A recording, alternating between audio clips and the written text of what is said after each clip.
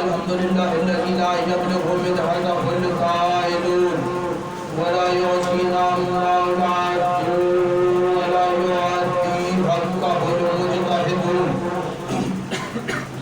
الذي لا يدركه بود الهمم ولا يناله غوث الفتن الذي ليس لصفته حد معدود ولا عنات موجود ولا وقت معدود ولا عدل ممدود فترى الخلائق بقدرته والنشر الرياء وبرحمته وعبس طول ميدان عدله أفضل دين معرفته وكمال معرفته التصديق به وكمال التصديق به التوحيد وكمال التوحيد والإخلاص له نبي الصفة عن كل شهادة صفة أنه غير الموصوف أنه غير الصفة فمن وصف الله سبحانه فقد قرنه فمن قرنه فقد سناه فمن سناه فقد جزاه فمن جزاه فقد جهله فمن أشار إليه فمن أشار إليه فقد عاده فمن عاده الصلاة والسلام والتحية والإكرام على نبي الرحمة وقائد المغفرة وقائد الخير والبركة ومنتزل بعد من الحلقة سيدنا ومولانا بالقاسم محمد اللهم صل على محمد أما بعد بسم الله الرحمن الرحيم على محمد کا احسان جس کو جتنا یاد ہے صلوات اتنی بلند آواز سے اللهم صل على محمد دعا ہے پروردگار عالم سے مہربانیاں کا یہ تمام خرچہ خراجات کوشش کا اس کو اپنی بارگاہ میں قبول و منظور فرمائے آپ حضرات کو اس فرش پہ چلایا میرا عظیم خالق اللہ اپنی بارگاہ میں قبول فرمائے کوئی غم نہ دے سوائے غم حسین کے لاکھوں دعاؤں کی ایک دعا میرے اللہ قبر کی پہلی رات ہو زیارت امیر نصیب فرما قیامت کا دن ہو شفاعت شبیر نصیب فرما محشر کے روز خاتم قرآن خاتم دامن اہل بیت نصیب فرما ہمارے آخری وارث کا ظہور جلد سے جلد فرما ہمیں ایمان کے انوار و انصار میں شامل فرما ہر عزادار کو مرنے سے پہلے لازمی مرتبہ تمام زیارات مقدسہ کی زیارت نصیب فرما تمام دعاؤں کو قبولیت تک پہنچائیں سہارا درود کریں ایک دفعہ مل کے سارے بلند آواز سے صلوات اللهم صل على محمد وعلى محمد اجازت ہے بات شروع کی جائے حمد ہے اس اللہ کی توجہ میری طرف حمد ہے اس اللہ کی جو ذاکر اصل رسول بھی ہے اور ذاکر نسل رسول بھی ہے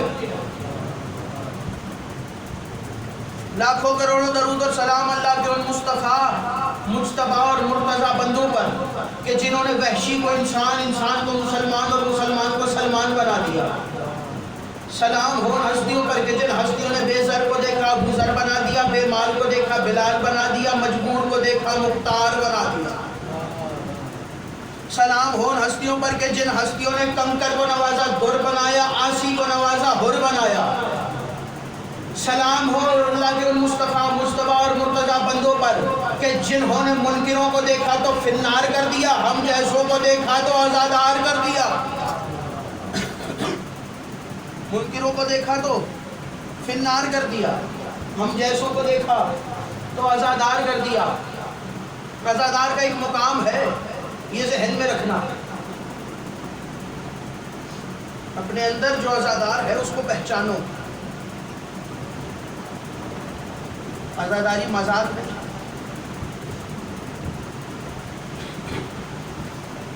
آزاداری ایک حقیقت کا نام ایک راز کا نام اسے حسین کی پہلوں نے شروع کیا آزاداری کو مذاق بنایا آزاداری کو سمجھو کہ آزاداری ہے کیا اپنا مقام سمجھو کہ آزادار کا مقام کیا ہے جب کوئی بندہ مرتا ہے تو اس کے سر کے نیچے خاک شفا کا ایک لو رکھا جاتا ہے اس کی وجہ معلوم یہ کب شروع ہوا؟ مولا حسین کے بعد امام محمد باقر علیہ السلام اللہم صلی علی محمد وعلی محمد. امام باقر کے دور میں یہ شروع ہوا. امام نے کہا رکھو عزادار کے سر کے نیچے خاک شفا کر لو. میرے بابا حسین کی وصیت، میرے دادا کی وصیت، مولا حسین نے وصیت کی کہ یہ جو کربلا کی خاک کی مٹی ہے اس کو رکھو میرے عزادار کے سر کے نیچے. اس کی وجہ کیا ہے؟ کسی نے مولا امام محمد باقر سے پوچھا کہ مولا یہ جو مرنے والا ہے اس کے سر کے نیچے یہ جو لو رکھا جاتا ہے خاک شفا کا، اس کی وجہ کیا ہے؟ تو امام نے فرمایا کہ جب میرے دادا حسین نے ہمیں وصیت کی تو ہم نے ان سے وجہ پوچھی. تو امام نے فرمایا کہ اس کی وجہ یہ ہے کہ اگر میرا عزادار کتنا گناہ گار، میرا عزادار گناہ گار ہو سکتا ہے. امام حسین فرما رہے ہیں، توجہ میری طرف رکھنا. حسین کیا کہہ رہے ہیں؟ میرا عزادار گناہ گار ہوگا، شاید اس کی نظر میں گناہ گار ہو اور وہ جنت میں بھیجنے سے انکار کر دے. عزادار اپنا مقام دیکھے. حسین کہہ رہے ہیں یہ خاک شفا اس لیے رکھوا رہا ہوں میں کہ اگر وہ جنت میں بھیجنے سے انکار کر دے گا میں عزادار کو کہوں گا خاک شفا اٹھا اور اپنے لیے جنت خود بنا لے. یہ جو خاک شفا تیرے سر کے پاس رکھی ہے اس کو اٹھا اور اپنے لیے جنت خود بنا. حسینی جنت ساز ہے لیکن حسینی ہو اور وہ حسینی جیسا وہ چاہتا ہے ویسا حسینی ہو تو حسینی جنت بھی بنا سکتا ہے. بہلول بغداد کی گلیوں میں جنت ہی تو بناتا تھا. بغداد کی گلیوں میں بہلول جنت ہی بیچتے تھے، بغداد کی مٹی اٹھا کے جنت بنا کے. حسینی ہو جیسا وہ چاہتا ہے تو پھر جنت بنا سکتے. لیکن حسینی ہونے کے بھی کچھ اصول ہے جو کہ اس نے بتائے. کہاں سے لائیں ایسے علماء کہ جن کا نام لینے سے پہلے درود پڑھنے کو دل کرتا ہے. شیخ بہائی علیہ رحمہ بہت بڑا نام، علم کا سمندر بہتا تھا ان کے سینے میں، لیکن آنکھیں نہیں، آنکھوں کا نور چلا گیا. تو انہوں نے کہا ایسے علم کا کیا فائدہ کہ جب آنکھوں کا نور ہی نہ ہو. تو ایک دن بیٹھے تھے اپنے شاگردوں کے ساتھ تو اچانک شور سنا، ایران کے رہنے والے. شور سنا تو اپنے شاگردوں سے کہا یہ شور کیسا ہے؟ تو انہوں نے کہا آپ کو نہیں معلوم آج 40 ہے اور حسین کے عزادار امام رضا کے روزے کی طرف جا رہے، عزادار روزے کی طرف جا رہے. تو انہوں نے کہا مجھے بھی لے چلو. اپنا مقام دیکھ رہا. وہ اٹھایا ان کو اور لے گئے. جب روزے پہ پہنچے تو انہوں نے کہا مجھے وہاں بٹھاؤ جہاں عزادار اپنے قدم رکھ رکھ کے روزے میں داخل ہوا. وہاں بٹھا دیا گیا اور بٹھانے کے بعد اندھے ہیں. بٹھایا جب ان کو تو انہوں نے خاک کو ٹٹولنا شروع کیا اور خاک کو جمع کیا. عزادار کے قدموں کی خاک کو جمع کرنے کے بعد کہا جو سرما لگانے والی سلائی ہوتی ہے اسے لاؤ. اسے اٹھا کے عزادار کی خاک کو آنکھوں میں لگایا، ایک سلائی ادھر ایک سلائی ادھر، آنکھیں نورانی ہو گئی، آنکھوں میں نور آ گیا. یہ ہے عزادار کا مقام. ایک وہ زمانہ تھا کہ عزادار کی خاک کو آنکھوں کا سرما بنایا جاتا تھا اور ایک یہ زمانہ ہے عزاداری کا مذاق بنایا جا رہا ہے. ہر وقت لوگ اس بات پہ مجبور کر رہے ہیں کہ عزاداری کو روکو، ختم کرو عزاداری کو. مذاق بنایا ہوا ہے عزاداری کا. اپنا مقام سمجھو، حسینی ہو حسینی رہو، عزادار ہو عزادار رہو. اپنے اندر کے موتی کو جانو کہ اپنے اندر تمہارے اندر کیا ہے. اپنے ساتھ کے لوگوں کو پہچانو کہ تمہارے ساتھ کون ہے. کیا پتا تمہارے ساتھ کیسا ہیرا ہو. اپنے برابر والے کو پہچانو. مجلس میں بیٹھ کے کسی کا مذاق نہیں کرنا.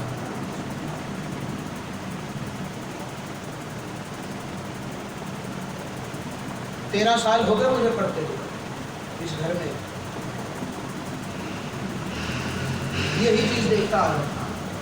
فرش ادا پہ آتے ہیں، موبائل ہاتھ میں، چہرے پہ مسکراہٹ اور ایک دوسرے سے گفتگو. فرش ادا ہے، مذاق تھوڑی ہے. سیدہ آتی ہے ادھر، ہمارے آنے سے پہلے یہاں سیدہ آتی ہے. جیسے ہی فرش بچھایا جاتا ہے بی بی اپنے لال کا کرسا لینے آ جاتی ہے. یہاں آ کے سیدہ کو کرسا دو.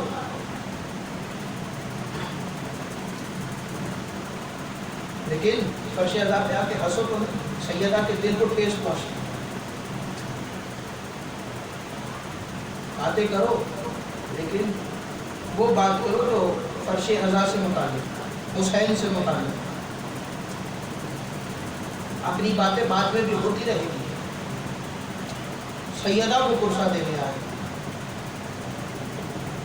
جب سیدہ مجلس میں آتی ہے اور عزادار جب مجلس سے جانے لگتا ہے تو جس دروازے سے عزادار داخل ہوتا ہے اس دروازے پہ کھڑا ہو کے سیدہ کہتی ہے تجھے میرا سلام، تو میرے بچے کو رونے آیا، تو میرے لال کو رونے آیا، تجھے میرا سلام.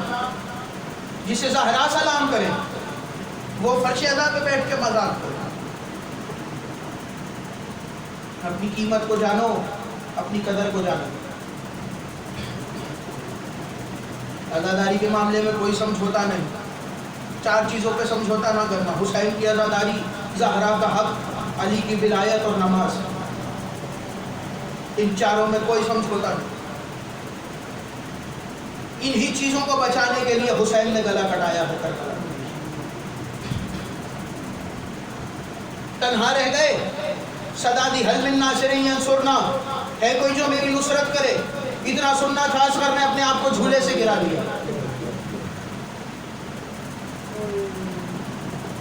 کربلا کے واحد شہید ہے شہزادہ علی اصغر کہ جنہیں 3 مرتبہ شہید کیا تھا.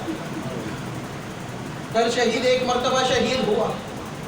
شہزادہ علی اصغر کو 3 مرتبہ شہید کیا.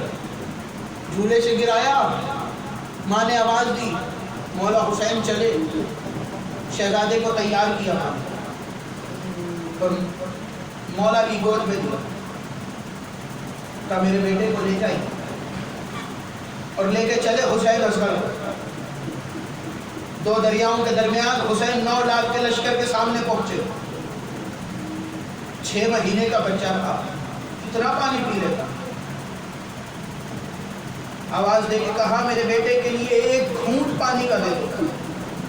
انہوں نے کہا حسین خود پینا ہے اور بچے کا نام لے کے مانگ رہا ہے، جب تک یہ بچہ نہ مانگے ہم پانی نہیں دیں گے. مولا نے کہا اصغر تیرا امتحان ہے، اصغر آج بول. حسین کے ہاتھوں پہ مولا حسین نے اپنے ہاتھوں پہ بلند کیا اور شہزادے نے خطاب شروع کیا. اور جیسے ہی اصغر مسکرائے اور اپنی زبان اپنے لبوں پہ پھیری، شمر آگے بڑھا اور آگے بڑھنے کے بعد کہا حرملہ حسین کے کلام کو قطع کر. ایسا نہ ہو کہ کہیں ہمارے لشکر میں بغاوت ہو جائے. یہ اصغر کا بولنا ہمارے لشکر میں بغاوت پیدا کر سکتا ہے. حسین کے کلام کو قطع کرنا. حرملہ نے تیر اٹھایا اور عزاداروں وہ تیر اٹھایا جو جنگوں میں گھوڑوں کو مارنے کے لیے استعمال ہوتا تھا. تیر اٹھا کے اس نے نیام میں لگایا اور نیام میں لگا کے اس نے نشانہ لگایا تو اس کا نشانہ چوکا. جناب رباب جناب عمران قیس کی بیٹی، عرب کے مشہور تیر انداز کی بیٹی، جانتی تھی کہ تیر کیسے چلایا جاتا ہے. خیمے کے دروازے پہ کھڑی تھی. عزاداروں اس نے دوسرا تیر اٹھایا، دوسرا نشانہ لگایا، نشانہ چوکا. شمر احمد صاحب آگے بڑھا. عمر صاحب آگے بڑھ کے کہتا حرملہ تو اتنا ماہر تیر انداز ہے، آج تک تیرا کوئی نشانہ نہیں چوکا، تیرا تیر کیوں چوک رہا ہے؟ حرملہ آواز دے کے کہتے ہیں عمر صاحب اللہ جانے وہ سامنے خیمے میں کون ہے، اس بچے کی ماں ہے یا اس بچے کی بہن ہے. جب بھی میں تیر اپنے کمان میں لگا کے نشانہ لیتا ہوں وہ آواز دے کے کہتی ہے او ظالم اپنا تیر دیکھ، میرے صغیر کا گلا دیکھ، اپنا تیر دیکھ، میرا صغیر دیکھ. عمر صاحب نے کہا تو نشانہ لگا اور اب تیرا نشانہ نہیں چوکنا چاہیے. کربلا نے تیر اٹھایا اور تیسرا تیر نشانہ لگایا. جناب عمر رباب نے تیر آتے دیکھا تو اصغر تیر بابا کو نہیں لگنا چاہیے. شہزادہ علی اصغر کے گلے میں آ کے تیر لگا. تیر پار ہوتا ہوا حسین کے بازو میں آ گیا. عزادارو حسین لے کے چلے شہزادہ علی اصغر کو اور خیموں کے پیچھے پہنچے. کتنا مشکل تھا اس بات پہ, کتنی مشکل گزری ہوگی یہ گھڑی کہ جب اپنے ہاتھوں سے اپنے 6 مہینے کے بیٹے کو دفنایا ہوگا. عزادارو شہزادہ علی اصغر کو دفنایا. دفنانے کے بعد حسین کھڑے ہوئے مقتل میں چلے اور عزادارو شہادت حسین ہوئی. آ گئی 11 محرم. 11 محرم کو قافلہ تیار ہوا. علی کی بیٹیوں کے ہاتھ پسے گردن آ گئے. عزادارو ادھر انہوں نے سروں کی گنتی شروع کی. جب سروں کی گنتی شروع کی, ایک ملاؤن کہتا ہے یہ تو 71 سر ہے, ہم نے 72 مارے تھے. عزادارو ایک ملاؤن کہتا ہے میں جانتا ہوں کہ دوسرا آخری سر کہاں پہ ہے, 72واں سر کہاں پہ ہے. شمر کہتا ہے کہاں پہ ہے. وہ ملاؤن کہتا ہے میں نے دیکھا جب حسین اپنے گود میں ایک 6 مہینے کے بچے کو لائے تھے, اس کے مرنے کے بعد میں نے دیکھا حسین نے خیموں کے پیچھے زمین میں اس بچے کو دفنا دیا. شمر کے اشارے پہ 300 گھڑ سوار نیزہ بردار گھوڑے پہ سوار ہوئے. 300 نیزہ بردار گھوڑے پہ سوار ہوئے. کربلا کی زمین میں گھوڑے دوڑانا شروع کیے. خیموں کی پچھلی جگہ پہ آئے. عزادارو 300 نیزہ کربلا کی زمین پہ آیا. ایک ملاؤن نے ایسا نیزہ مارا کہ نیزہ اکیلا واپس نہیں آیا. نیزے کے ساتھ حسین کا علی اصغر بھی باہر آ گیا. عزادارو ادھر یہ ملاؤن نیزے پہ شہزادے کے لاشے کو بلند کرتا ہوا ادھر پہنچا جہاں شمر کھڑا تھا. شمر کے پاس آیا. شمر نے شہزادے کے لاشے کو نیزے سے جدا کیا. لاشا اٹھا کے وہاں آیا جہاں ماں کھڑی تھی. ماں کے سامنے 2 زانو ہو کے بیٹھا اور خنجر نکال کے شہزادے کے گلے کو کاٹنا شروع کیا. یہ منظر دیکھ کے فرات کی طرف منہ کر کے جناب رباب آواز دے کے کہتی ہے عباس میرے اصغر کو بچا, میرا اصغر. تیسری مرتبہ ماتم حسین.